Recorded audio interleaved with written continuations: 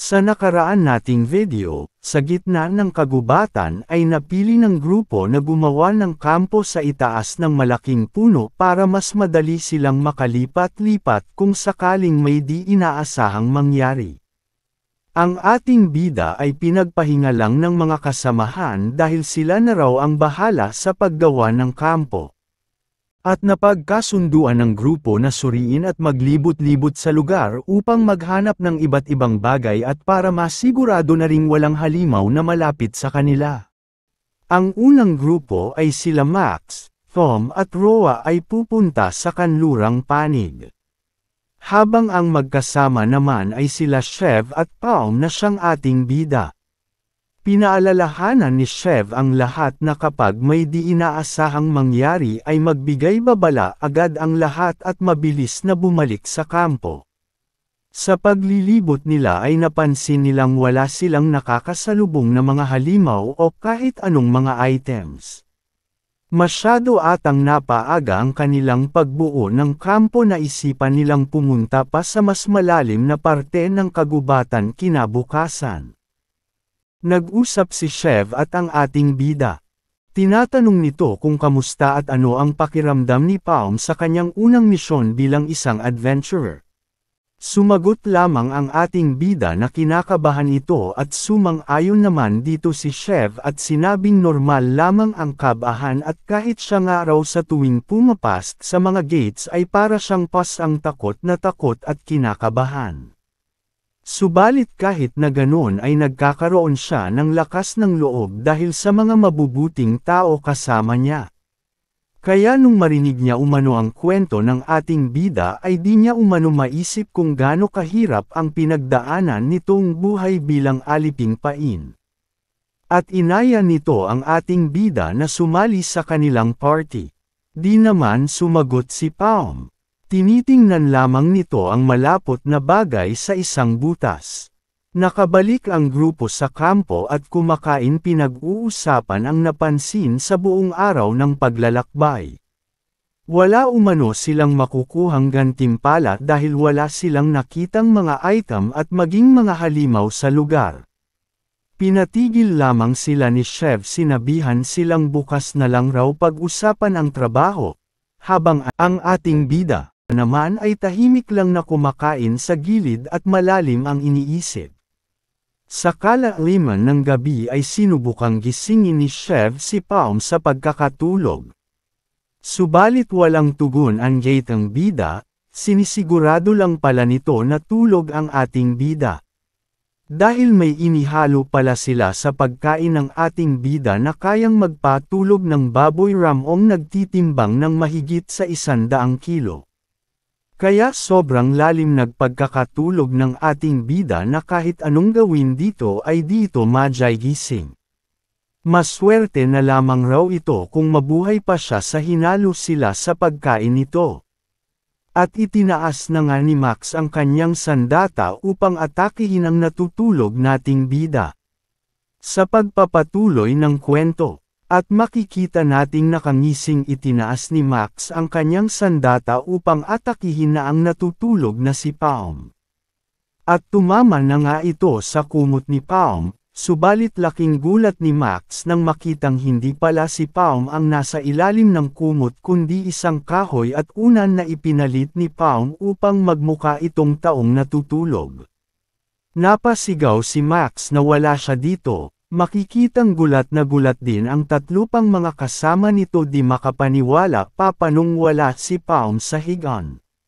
Dali-dali namang inutos ni Shev sa lahat na hanapin ang ating bida at siguradong hindi pa ito nakakalayo sa lugar. Nang biglang sumabog ang kinatatayuan nilang lahat, isang malaking apoy ang tumupok sa lugar. Kagagawan pala ito ng ating bida. Gulat na gulat ang grupo at napatanong bakit bigla may apoy. Bilasan niyo kunin ang lahat ng mahahalagang bagay tulad ng tubig at pagkain bago ito masunog. Napamura na lang si Shev at napatanong kung kagagawan ba ito ng ating bida. Bigla tinawag ni Tom si Shev. Boss, habang parang natatakot ito. May isang napakalaking halimaw pala sa kanilang likuran. Na parang likido, may napakalaking mata at kulay dilaw. At napagtanto ng grupo na ginawa silang pain ng ating bida upang mapalabas ang halimaw. Habang lumalapit ang halimaw ay mabilis namang tumalon ang grupo mula sa kanilang kampo upang makatakas sa halimaw at sa apoy na sumisira sa kanilang pansamantalang tirahan. Makikita nating buong-buong nilamon ng halimaw ang buong kampo kasama ang apoy na siya tumutupok dito. Ang ating bida ay nanunood lang mula sa ibabaw ng isang puno. Kung gusto pala nila akong yutoin ay dapat di sila nagbait-baitan. Sa lugar na kung saan lahat ng 12 grupo ng mga veteranong adventurer ay nabigong makabalik, ay buong puso nilang tinanggap ang isang tulad kong paing alipin, masyadong halata na may masama silang balak, wika ng ating bida. Habang tumatakbo ang grupo papalayo sa halimaw at ating bida naman ay patuloy lang sa pag-obserbo sa halimaw. Ang halimaw pala ang boss sa gubat na yon. Napansin na pala ng ating bida ang senyales ng halimaw sa pag-iikot nila ni Chef sa lugar at sobrang laki nito sa inaasahan ng ating bida. Lahat ng madaanan ng halimaw ay bumabagsak at nadudurog. Takot at namunutla si Chef habang tumatakbo, tinanong siya ni Tom kung alam niya anong klaseng halimaw ang humahabol sa kanila. Sumagot naman si Chef na kung di siya nagkakamali ito ay isang gold slime, at hindi mo ito madalas makikita sa Maple World. Ito ay rare na klase ng boss sa makikita sa Red Gates. Pinapaliwanag nitong ang katawan ng halimaw ay acid, kaya lugi ang mga melee-type adventurers na tulad nila pag lumaban sila dito, at ang pinakadelikadong parte ay, habang di pa tapos sa pagsasalita. Biglang umatake ang halimaw ng parang light beam o isang likido papunta sa kanila at sinagip ni Chef si Tom upang di ito matamaan. Hingal na hingal ang dalawa na patanong si Tom kung ano ang bagay na pinakawalan ng halimaw. Lalo silang nagulat nang malaman na may long-range attack pala ang halimaw. Ang atakeng pinakawalan pala ng gold slime ay isang acid arrow na kayang tumunaw ng anumang bagay na matamaan nito at makikitang nakabuo ng malaking butas ang atakeng pinakawalan ng halimaw. Nanginginig sa takot at napasigaw si Tom nang ang daya naman halimaw na yan. Habang mabilis na humahabol ang halimaw ay mabilis ring tumatakbo ang grupo upang makatakas. At nag-iisip ng solusyon sa kinakaharap na sitwasyon. Kailangan lang nila ng tamang tiyempo upang makalapit at matamaan ang core sa ulo ng gold slime. Kumpiyansa namang napangisi si Max nang makitang may cooldown pala ang atake ng halimaw.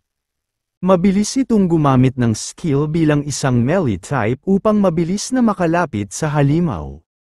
Habang sinasabi na may oras pa, at siya na raw ang bahala sa halimaw. Sumigaw si Chef na dapat sabay-sabay silang umatake sa halimaw subalit nauna nang sumugod si Max.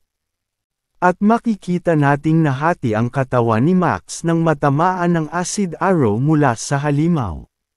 Gulat na gulat si Chef sa nangyari, dapat may natitira pang 10 segundo bago ito makagamit ulit ng acid arrow. Patuloy at hindi huminto ang halimaw sa pagpapakawala ng acid arrows na siyang tumapos sa buhay ng grupo nila Chef. Makikita nating naging kalansay si Chef nang tamaan ito ng acid arrow. Habang ang ating bida ay nasa likuran ng malaking puno. Sinasabi nito sa sariling hindi naman mali ang sinabi ni Chef subalit ang gold slime ay kumain ng mga items at tumulong itong palakasin ang halimaw, at dagdag pa nitong ang cooldown ay mas bumilis simula nung lumakas ito.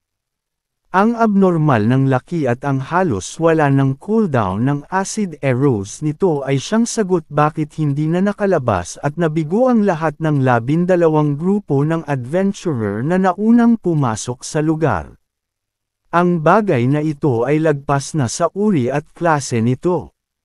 Lumaki at Lumakas ang halimaw na dapat ito ay nasa yellow gates na kung saan dalawang antas ng kahirapan mula sa red gates. Ang uri ng halimaw na ito ay hindi kalebel ng mga first circle adventurer. Sigurado umano ang ating bida na wala nang natitirang item sa loob ng dungeon. At bigo ang misyon na ito. Biglang naalala ang pagmumuka ni Mr. Abbas na minamaliit ito habang hinahamon ang ating bida. Napangiti na lamang ang ating bida. Makikita natin ang halimaw na parang nagtataka, at nataman ito ng isang malakas ng fire arrow mula sa ating bida, makikitang nabutas ang isang parte ng katawan nito. Tinamaan pala ng ating bida ang isa sa mga mata ng halimaw. Ang inaasinta pala ng ating bida ay ang core nito, subalit may magic resistance pala ito kaya hindi ito nagtamo ng malaking pinsala.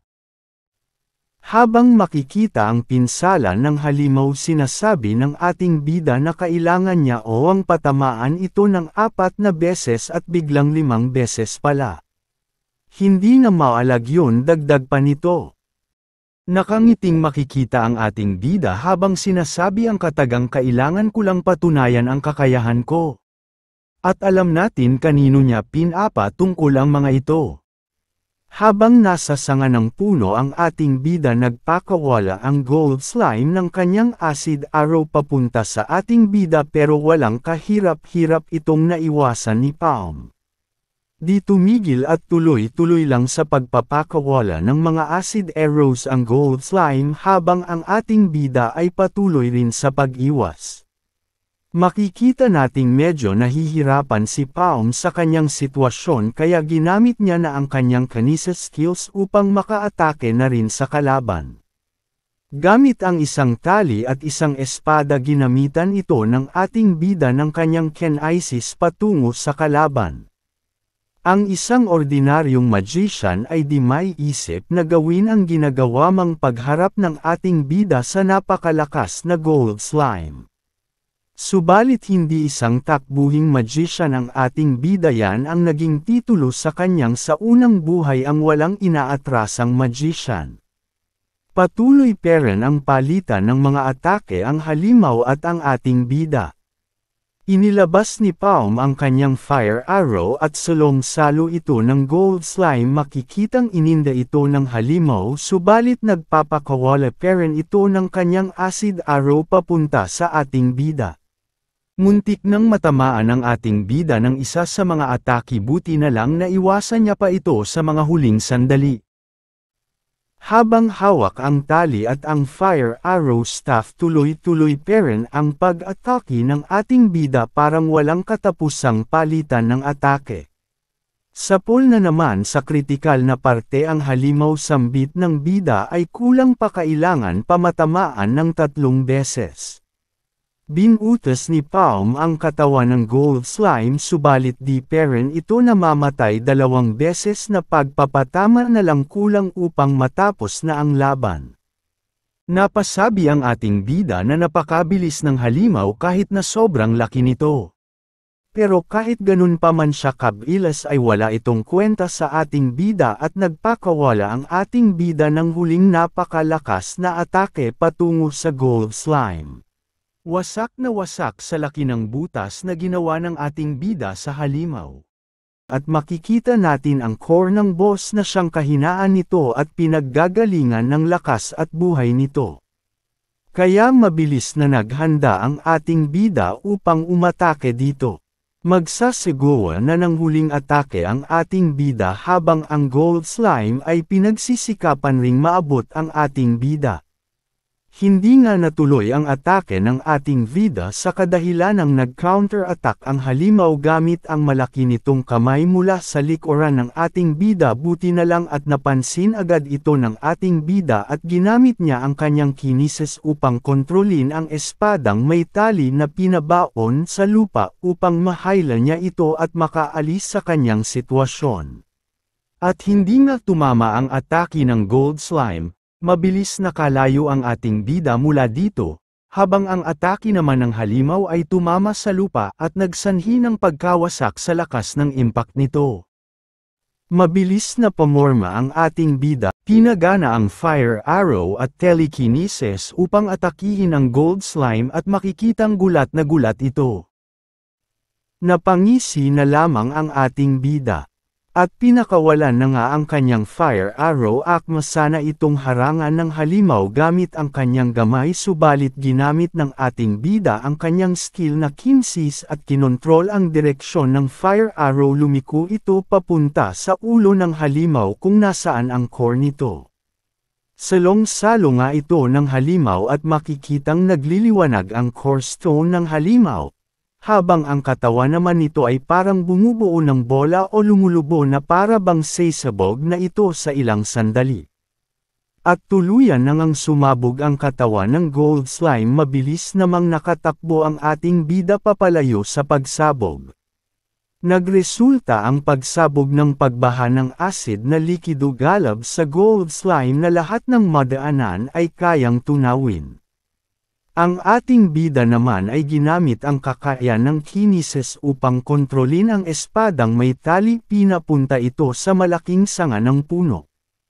Upang makalayo ang ating bida sa baang acid. Nagpalipat-lipat si Palm sa mga sanga ng malalaking puno dahil ang bahal ng acid ay nagsasanhi ng pagkasira sa lot ng madaanan nito maging sa mga malalaking puno sa lugar pinapatumba ng acid na likidong ito. Hanggang dito na muna ang ating kwento, abangan sa susunod na mga video ang magiging kapalaran ng ating bida. E-like at e-share ang ating video upang madami pa tayong mag-enjoy sa kwento, at sa mga bago pa lamang sa ating channel ay huwag kalimutang mag-subscribe para tuloy-tuloy ang pagsubaybay sa ating kwento. Maraming salamat sa panunood.